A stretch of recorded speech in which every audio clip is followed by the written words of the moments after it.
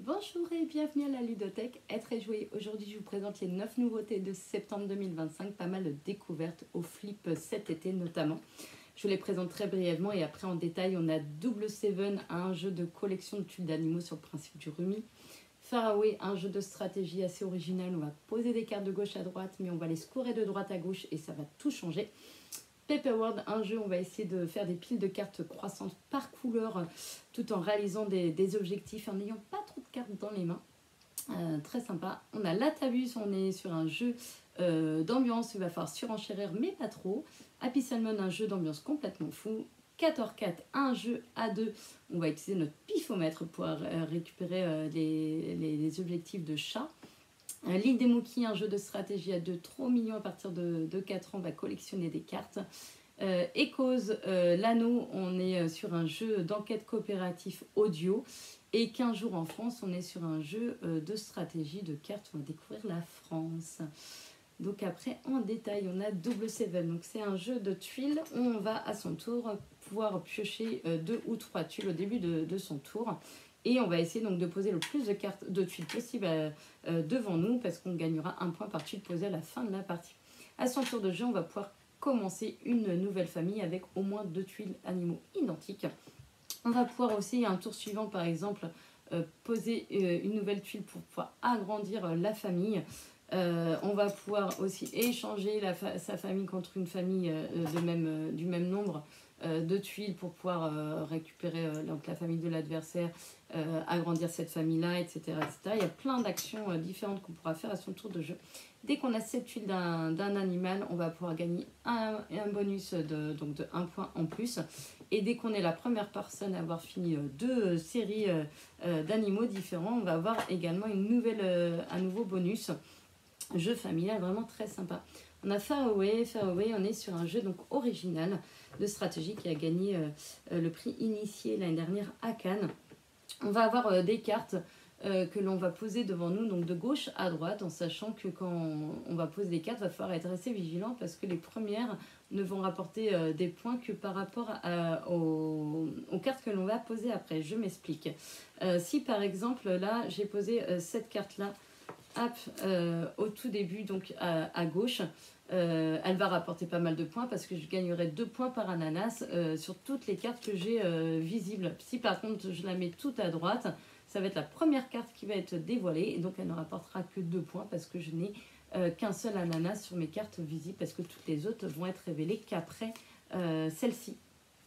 Donc on a des cartes de différentes couleurs, on a également des cartes qui demandent certaines ressources pour pouvoir être activées. Donc là, si je n'ai pas ces 3 ressources-là visibles au moment où cette carte-là est dévoilée, malheureusement, elle ne me rapportera pas les points qui sont indiqués ici.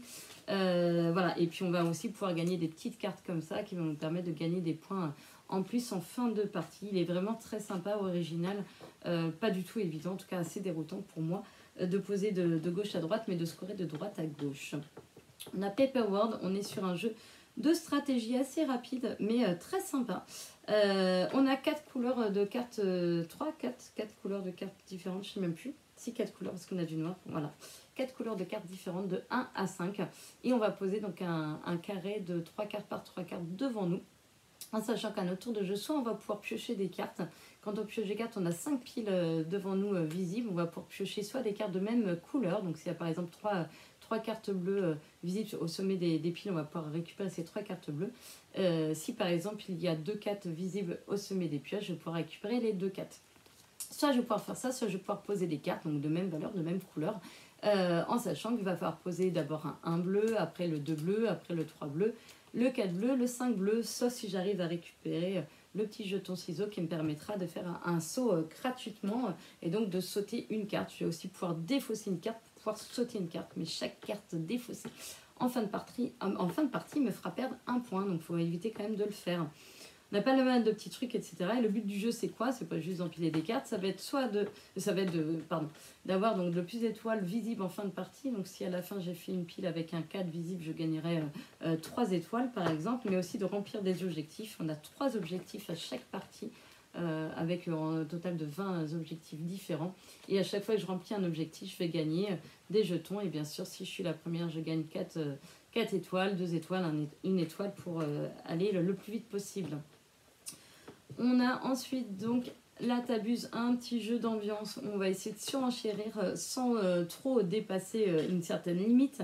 Je vous explique par exemple, là j'ai le thème mariage. Sur le thème mariage, je vais choisir tiens, la question de durée du mariage le plus long. On va tous pouvoir en fait donner une réponse en continuant le tour de jeu tant qu'on pense que la réponse n'est pas atteinte. Donc par exemple le premier va peut-être dire 70 ans de mariage, l'autre 75, 80, 85, puis là il y en a un qui va dire et là t'abuses, 85 c'est beaucoup trop élevé.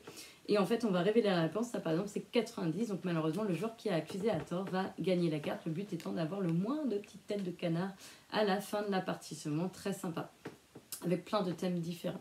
On a Happy Salmon, on est sur un jeu d'ambiance complètement fou, c'est n'importe quoi, on va pouvoir jouer jusqu'à 8 en même temps.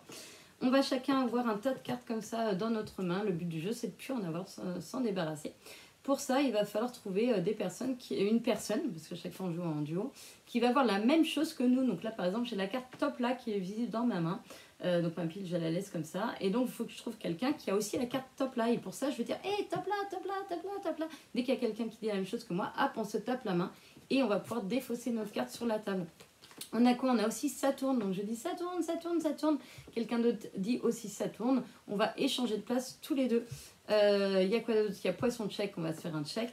Et on a Happy Salmon, ça c'est super sympa. Ça va être hop, on va se taper l'avant-bras comme ça. Dès que j'ai plus de cartes dans les mains, j'ai fini. Vous imaginez que tout le monde va crier en même temps et va essayer de se faire entendre des autres. Donc ça va être vraiment le gros bazar. C'est vraiment très sympa à pas jouer dans une bibliothèque toute calme. On a 4h4, donc un petit jeu de pifomètre comme je les aime. C'est-à-dire, on a quoi? On a des petites boîtes de chats comme ça, trop mignons. Des chats donc, de valeur de 3 jusqu'à 9. Le but du jeu, ça va être de remplir ces cartes objectifs en révélant autant de cartes qu'indiquées sur la carte. Donc là, par exemple, j'ai 7. Donc il va falloir que je retourne les cartes pour avoir une valeur de 7. Donc là, par exemple, je me dis que hop, sur cette carte-là, si je la retourne, soit il y a une valeur 2 parce qu'il y a 2 chats entiers visibles, soit vous avez vu, il y a un chat caché là, un chat caché là, et c'est peut-être un 4. Donc là, je me dis 7. Allez, j'essaye, ça fait un 2. Donc là, hop, je continue à piocher. Là, je me dis, j'ai 2, il faut que je fasse 7. Donc là, par exemple, je prends aucun risque si je retourne celle-là. Et au contraire, je peux même gagner parce que là, j'ai 2 chats visibles et 3 cachés. Donc ça peut être un 2 ou un 5. Je retourne, c'est un 5. Hop, super, j'ai réussi mon objectif de 7. Et on va pouvoir voler des cartes aussi à l'adversaire, etc. C'est vraiment très sympa. On a l'île des Mookies. On est sur un premier jeu de stratégie pour les tout petits, les trop mignons. Enfin, même pour les plus grands d'ailleurs, il plaît bien à tout le monde. Le but du jeu, ça va être de collectionner donc des Mookies, des petites créatures trop mignonnes. Et à la fin de la partie, on va regarder celui qui a le plus de Mookies. L'une, par exemple, va gagner cet objectif-là. Il va gagner 4 étoiles. Le but étant d'avoir le plus d'étoiles possible. Donc, à son tour de jeu, qu'est-ce qu'on va faire? On va avoir 2 piles qui vont être visibles et à mon tour je vais choisir une carte d'une de ces 2 piles. Donc par exemple je choisis par exemple le soleil, soit je décide de garder donc le soleil, ça me fait un Mookie soleil dans ma famille, dans ma collection, soit je décide de retourner cette carte et c'est une araignée. L'araignée, la spécificité c'est que je la donne à l'adversaire.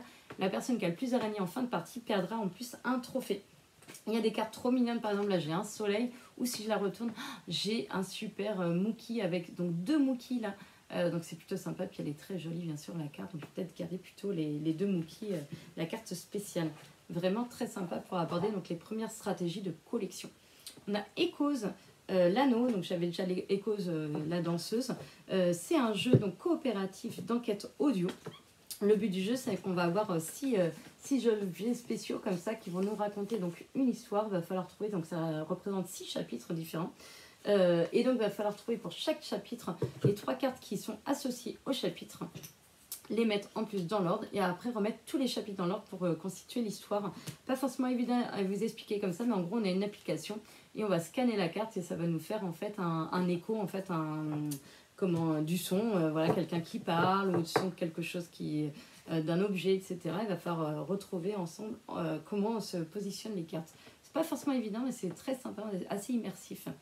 Et on a pour finir 15 jours en France, on est sur un jeu de stratégie de cartes. C'est très malin parce qu'on va avoir 15 tours de jeu, 15 jours. Hein, et on va avoir un petit meeple comme ça qu'on va déplacer sur l'arrière de la boîte pour compter les jours. Le but du jeu, c'est quoi? Ça va être de réussir à faire des objectifs. Les objectifs, c'est des cartes rencontres en fait qu'on va pouvoir piocher.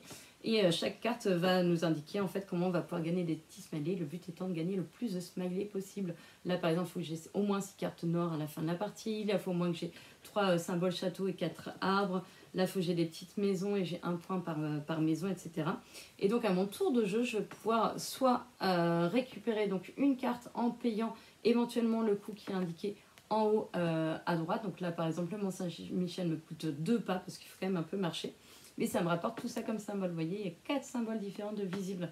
Alors que par exemple, Beuvron en Auge va me coûter 0, mais va me rapporter que le petit symbole de la maison.